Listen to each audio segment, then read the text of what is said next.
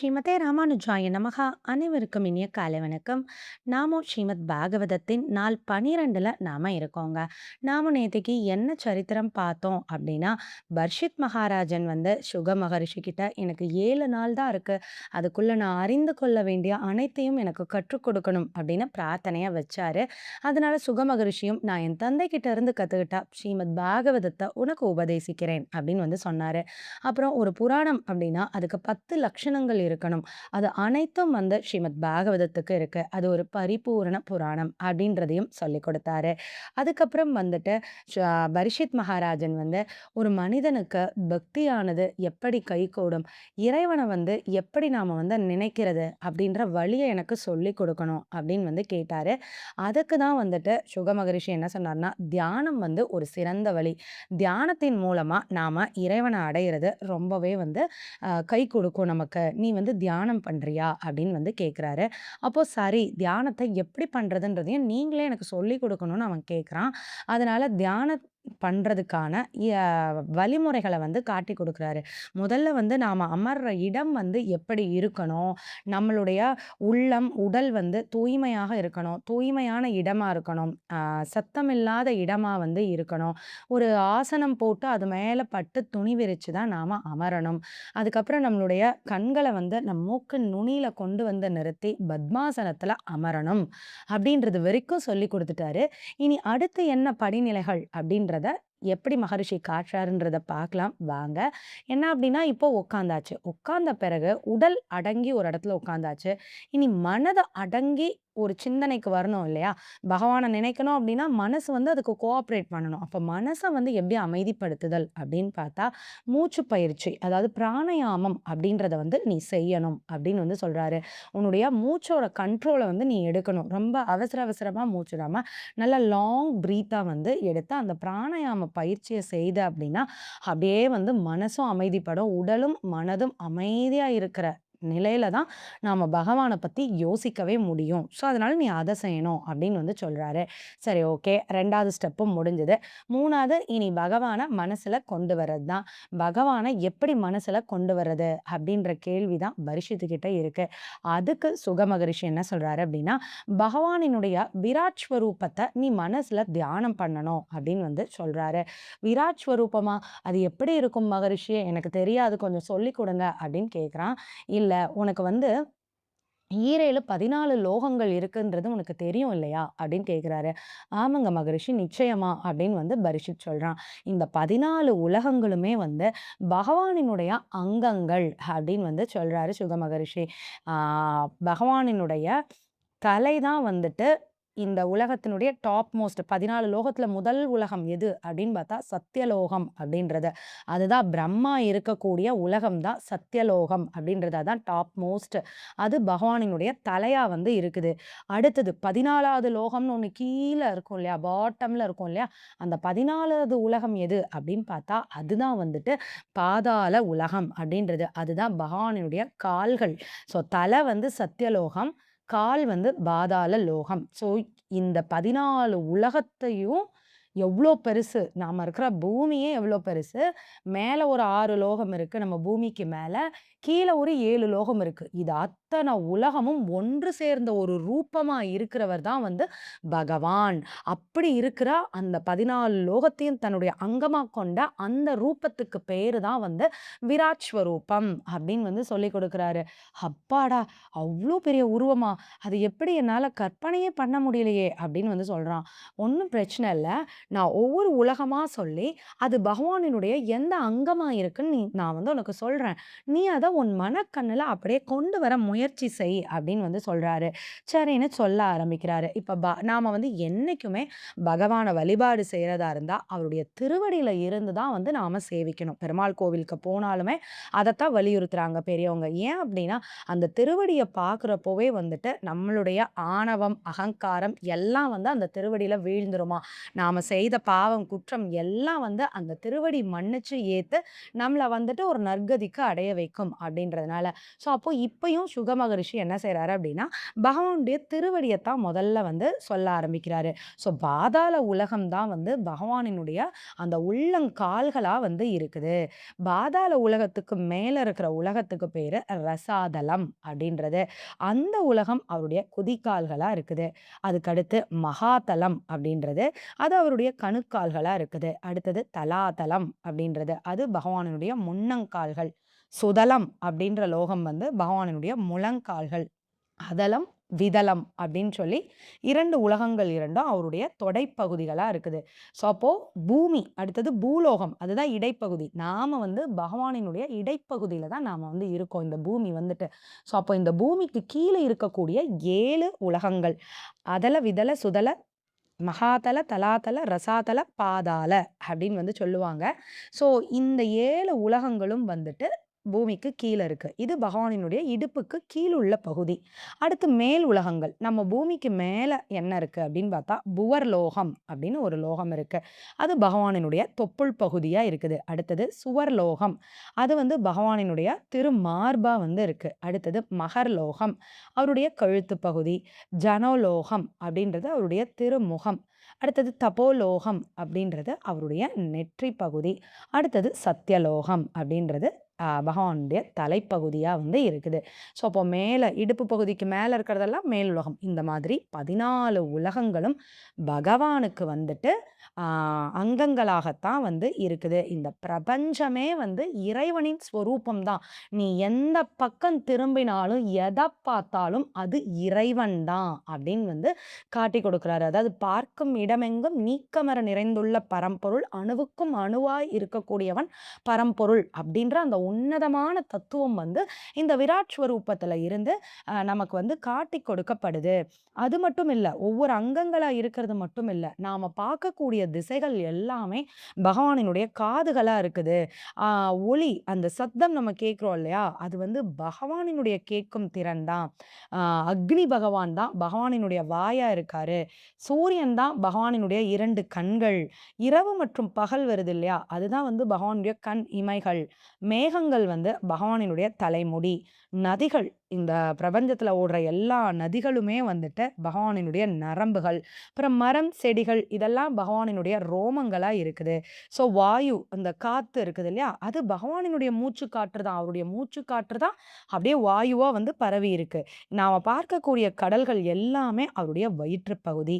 சந்திரன் தான் பகவானினுடைய மனமா இருக்குது. அடுத்து காலம், இந்த காலதேவன் இருக்காரு இல்லையா? அதுதான் அவருடைய வேகம் மற்றும் நடையா வந்து இருக்குது. ஸோ இந்த பிரபஞ்சம் மட்டுமல்ல, பிரபஞ்சத்துல இருக்கக்கூடிய பொருள்கள் கூட எல்லாமே வந்து பகவான் தான். ஸோ இந்த மாதிரி நாம எதைப் பார்த்தாலும் பகவானை பார்ப்பதாகவே ஆகும் அப்படின்ற அந்த உயர்ந்த கருத்தை மனசுக்குள்ள கொண்டு வந்து பகவானுடைய விராட் ஸ்வரூபத்தை மனசுக்குள்ள தியானம் பண்ணி தான் பல முனிவர்களும் வந்து முக்திய அடைகிறாங்க. என்ன அப்படின்னா, இதை இடைவிடாது நாம தியானம் பண்ணிக்கிட்டே இருக்க இருக்க இருக்க என்ன ஆகும் அப்படின்னா, நம்மளுடைய ஹிருதய தாமரைக்குள்ள கவிழ்த்த தாமரையைப் போல ஆத்மா வந்து வீற்றிருக்கிறார் இல்லையா? அந்த ஆத்மா வந்து அப்படியே வந்து மேல் நோக்கி எழுவாராம். அப்படியே எழுந்து மேல வந்து நம்மளுடைய தலையின் மீது இருக்கக்கூடிய அந்த உச்சி குழியில வந்து அப்படியே வந்து வெளியில போவாராம். பகவான் திருவடிக்கே வந்து அடைவாராம். ஸோ இந்த மாதிரி தான் முனிவர்கள் முதற்கொண்டு என்ன செய்றாங்க? இந்த விராட் ஸ்வரூபத்த தான் வந்து தியானம் பண்றாங்க. ஸோ அதனால நீயும் பகவானினுடைய இந்த விராட் ஸ்வரூபத்த தியானம் பண்ணு அப்படின்னு வந்து சொல்லிக் குடுக்குறாரு. சரின்னு சொல்லிட்டு பரீட்சித்துவும் உட்காந்து அந்த விராட் ஸ்வரூபத்த தன் மனக்கண்ல கொண்டு வரான். அவனால ஒரு ஃபிராக்ஷன் ஆஃப் செகண்ட் கூட அத நெனச்சே பார்க்க முடியல. தடக்குன்னு கண்ண திறந்து, "மகரிஷியே என்னால முடியல" அப்படின்னு வந்து சொன்னானாம். உடனே "என்ன இது? இப்பத்தானே கண்ண மூடி அத நெனைக்க ஆரம்பிச்சேன். அதுக்குள்ள என்ன முடியலன்ற?" அப்படின்னா, "இல்ல, இல்ல. நீங்க சொன்ன எதுவுமே வந்து என்னால கிரகிக்கவே முடியல. அந்த காட்சியெல்லாம் வந்து என்னால மனக்கண்ல கூட கொண்டு வரவே முடியல. பகவான் அவ்ளோ பெரியவரு, அப்பேற்பட்டவரு அப்டின்னா, என்னால அத நெனச்சே பார்க்க முடியலையே! நான் நெனச்சே பார்க்க முடியாத ஒரு உருவத்த எப்படி என் மனசுக்குள்ள நான் கொண்டு வர முடியும்? இது எனக்கு வாய்ப்பே இல்ல. என்னால இயலவே இயலாது அப்டின்னு கதறிட்டானாம். உடனே மகரிஷி வந்து என்ன சொன்னாரு அப்டின்னா, ஆமா, ஆமா. இது கொஞ்சம் கடினம் தான். பெரிய பெரிய முனிவர்களும், தவ யோகிகளுக்கு தான் வந்து இது கொஞ்சம் சாத்தியப்படும். நான் வேணா உனக்கு இன்னொரு எளிமையான வழிய குடுக்கவா?" அப்படின்னு வந்து கேட்டாராம். பரீட்சித், எளிமையான வழி இருக்கா? எனக்கு சொல்லுங்க" அப்படின்னானாம். சரி, ஓகே. இவ்ளோ பெரிய ரூபத்த உன்னால கொண்டு வர முடியல இல்லையா? பகவான் பெரியவனுக்கும் பெரியவனா இருப்பான். எளியவனுக்கும் எளிமையா இருப்பான். அப்படின்றதுக்கு நான் உனக்கு ஒரு வழிவகை சொல்லி தரேன் அப்படின்றாரு. என்ன வழிவகை அப்படின்னா, நீ பகவான அவருடைய அர்ச்சா திருமேனியில நீ வந்து தரிசனம் பண்ணியிருக்க இல்லையா? அப்படின்னு கேட்கிறாரு. அர்ச்சா திருமேனினா விக்கிரக ரூபத்துல தரிசனம் பண்ணியிருக்க இல்லையா? அப்படின்றாரு. ஆமா, நான் தரிசனம் பண்ணியிருக்கேன். அந்த ரூபத்துல உனக்கு எது ரொம்ப பிடிக்குமோ, அத உன் மனசுக்குள்ள கொண்டு வா.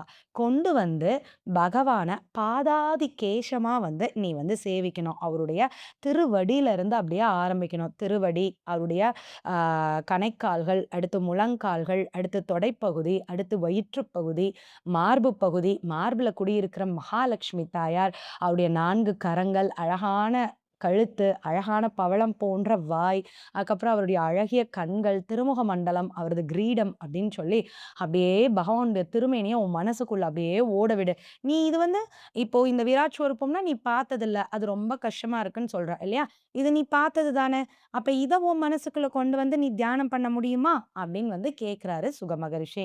அப்போ பரீட்சித்துக்கு இது என்னவோ கொஞ்சம் ஈஸியா இருக்கிற மாரி தான் இருக்கு. ஏன் அப்டின்னா, அத பார்த்ததே இல்லையே விராட் ஸ்வரூபத்த. அதனால சரி, ஓகே அப்டின்னு சொல்லிட்டு என்ன செய்றான், மனசுக்குள்ள அந்த ஒரு உருவத்த கொண்டு வரான். இப்போ இந்த இடத்துல ஒரு குறிப்பு ஒண்ணு குடுக்கப்பட்டிருக்கு. என்ன அப்டின்னு கேட்டீங்கன்னா, இது பாகவதத்துல இல்லங்க. நம்ம பூர்வாச்சாரியார்கள் சொல்றது. நம்மளுடைய ஆழ்வார்கள் இருக்காங்க இல்லைங்களா? அதுல திருப்பாணாழ்வார்ன்னு ஒரு ஆழ்வார் இருக்காரு. அவர் வெறும் 10 பாடல்கள் தாங்க எழுதியிருக்கிறாரு. பகவானினுடைய இந்த பாதாதி கேசத்த தாங்க வர்ணிச்சு எழுதியிருக்கிறாரு. "அமலனாதி பிரான் அடியாருக்கு என்னை ஆட்படுத்த விமலன் விண்ணவர்கோன் விரையாப்புலில் வெங்கடவன் நிமலன் நின்மலன் நீதிவானவன் நீள்மதில் அரங்கத்தம்மான் திருக்கமலப் பாதம் வந்து என் கண்ணிலுளன ஒக்கின்றதே" அப்படின்னு சொல்லிட்டு திருப்பாதத்திலிருந்து ஆரம்பிச்சு கடைசியா "என் அமுதினை கண்ட கண்கள் மற்றொன்றினை காணாவேன்னு" பகவானுடைய திருமுக மண்டலத்துக்கு வர்றப்போ, அப்படியே பகவானுடைய திருவடியில மோட்சத்தையே அடைஞ்சாருன்றது ரொம்ப சிறப்பான விஷயம். என்னன்னு கேட்டீங்கன்னா, நெறைய ஆழ்வார்கள் 1000 பாட்டு, 1200 பாட்டு பாடியிருக்கிறாங்க.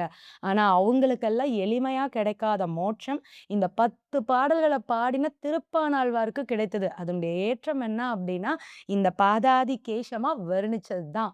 ஸோ, அப்போ பாதாதி கேசமா பகவான சேவிக்கிறதுன்றது ரொம்ப உயர்ந்த விஷயம். விராட் புருஷனா சேவிக்கிறதும் ரொம்ப உயர்ந்த விஷயம் தான். பாதாதி கேசமா சேவிக்கிறதும் ரொம்ப உயர்ந்த விஷயம் தான். அப்படின்றத இந்த இடத்துல காட்டிக் குடுக்குறாங்க. ஸோ அப்போ சரி, அப்போ அவன் வந்து மறுபடிக்கும் இந்த தியானத்துல வந்து அமர உட்கார்றான். உட்கார்ந்துட்டு கண்கள மூடி அப்படியே பகவான அவர் சொன்ன மாதிரி பாதாதி கேசமா பார்த்துட்டு இருக்கான். ஆனா, கொஞ்ச நிமிடங்களுக்கு கூட அவனால அதுல நிலை பெற்று நிற்க முடியல. விராட் ஸ்வரூபத்த வினாடி கூட நிக்க முடியல. இது ஓரளவு நிமிடங்களுக்கு வந்தது. பகவான வந்து அவன் ஏற்கனவே பார்த்ததுனால ஆனாலும் மனசுல நிலைச்சு அவனால நிக்க முடியல. மறுபடிக்கும் கண்ண தெறந்துட்டான். தெறந்துட்டு "மகரிஷியே என்னால முடியல" அப்படின்றான். உடனே அவருக்கு சிரிப்பு வந்துருது. "என்னப்பா எத சொன்னாலும் முடியாது முடியாதுன்னா என்ன அர்த்தம்?" அப்படின்னு கேட்கிறாரு. "ஐயோ! மகரிஷியே நானே ரொம்ப எளிமையானவன். தயவு செய்து எளிமையா எதையாவது சொல்லுங்க" அப்படின்னு வந்து கேட்கிறான். உடனே "சரி, ஓகே. அப்போ கதை கேட்கிறியா?" அப்படின்றாரு. "கதையா? ஓகே" அப்படின்றான். இப்போ இந்த இடத்துல என்ன பூர்வர்கள் காட்டுறாங்க அப்படின்னா, மொதயே இவர் ஸ்ரீமத் பாகவத கதைய ஆரம்பிச்சிருக்கலாம்ல்ல. எதுக்காக நீ விராட் ஸ்வரூபத்த நீ வந்து பாதாதி கேசமா இதெல்லாம் எதுக்காக மகரிஷி வந்து சொல்லணும் அப்படின்னா, எந்த ஒரு பொருளும் வந்து எளிமையா நம்ம கையில கிடைச்சிட்டா, அதனுடைய மகத்துவம் வந்து நமக்கு வந்து புரியாதாம். பகவானினுடைய கதைகள கேட்க, கேட்க, கேட்க தான் இந்த பக்தின்றது கைகூடும் அப்படின்னு வந்து சொல்றாங்க. இப்ப இங்க சுகமகரிஷி எத காட்டிக் குடுக்குறாரு அப்டின்னா, பக்தி எப்படி கைகூடும் தான் அவன் கேட்டான் இல்லையா? ஸோ தியானம் பண்ணணும், பகவானுடைய திருமேனிய நினைக்கணுன்றதெல்லாம் ஒன் ஆஃப் த வழிவகைகள் தான். ஆனா, அதெல்லாம் வந்து சாத்தியப்படுமா அப்படின்னு பார்த்தா, எல்லாருக்கும் சாத்தியப்படாது. ரொம்ப கடினமான ஒண்ணு. அப்ப எது ரொம்ப எளிமையான வழி அப்படின்னு கேட்டா, பகவானினுடைய பெருமைகளையும், அவரது லீலைகளையும், அவரது சேட்டிதங்களையும் காதால கேட்கிறது. ஸோ, அப்போ பக்தியினுடைய அடிப்படையே முதல்ல பகவானுடைய கல்யாண குணத்த கேட்கணும் அப்படின்றத தான் வந்து இங்க டிக்ளேர் பண்றாரு சுக மகரிஷி வந்துட்டு. ஸோ, அப்போ நீ வந்து காதால பகவானுடைய கதைகள கேளு. அந்த கதைகள கதைகள கேட்க, கேட்க, கேட்க அவருடைய பெருமைகள் உன் மனதுல பட, பட, பட அந்த கதைகள் மூலமாகவே அவரது திருவுருவமானது அப்படியே ஆணித்தரமா பசுமரத்தாணி போல உன் மனசுல பதிஞ்சிடும். நீ வெளியேத்துனா கூட அது வெளியேறவே ஏறாது. அப்போ உனக்கு இந்த தியானமோ, இல்ல பக்தியோ இது பண்றது உனக்கு எளிமையா கைகூடும். அதனால நீ கதை கேட்கிறியா? அப்படின்னு தான் வந்து கேட்கிறாரு. அப்பதான் இவனுக்கு ஆமா, அப்போ கதை ஒண்ணு தான் ரொம்ப எளிமையான வழி. நாம அதையே பிக்கப் பண்ணிக்கலான்னு டிசைட் பண்ணானா, நம்ம பரீட்சித் மகாராஜா வந்து. ஸோ கதை ரொம்ப ஏற்றம் அப்படின்றதுக்கு இன்னைக்கு ஒரு எபிசோட் நடந்திருக்குங்க. ஸோ இனி இன்னும் பக்தியில இன்னும் டியூன் பண்ணுவாரு பரீட்சித்த வந்துட்டு. ஸோ அது அவன மட்டும் இல்ல, நமக்காக தான் மெயினா வந்துட்டு. ஸோ இன்னும் என்னலாம் நமக்கு ஐடியாஸ், டிப்ஸ் குடுக்குறாரு சுக மகரிஷி அப்படின்றத பொறுத்திருந்து பார்ப்போம். பகவான் திருவடிகளுக்கே பல்லாண்டு கோரி அமைகிறேன். ஸ்ரீமதே ராமானுஜாய நமக. நன்றி.